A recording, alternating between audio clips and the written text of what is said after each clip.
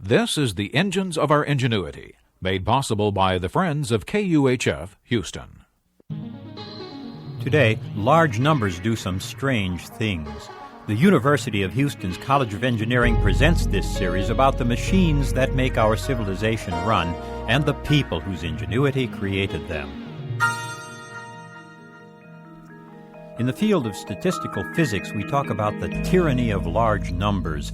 For example, I flip a coin 3 times. I wouldn't be surprised to get 3 heads. In fact, I will get 3 heads 1 out of 8 times I try it.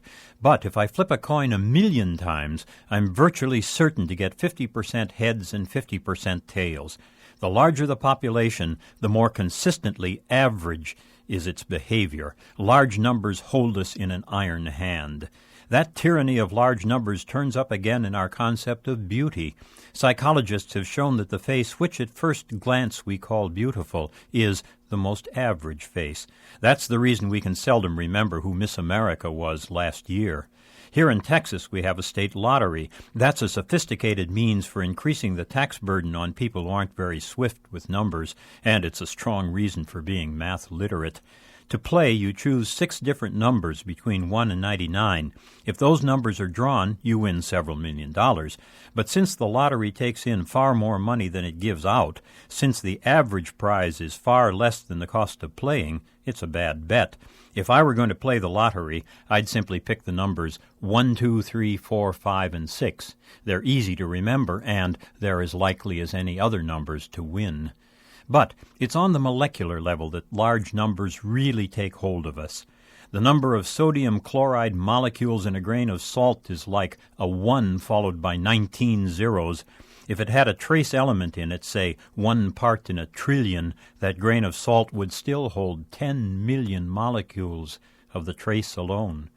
Here's a way to think about those numbers. 7 years ago, my body was made up of entirely different molecules. The process of cellular death and regeneration has gradually replaced me.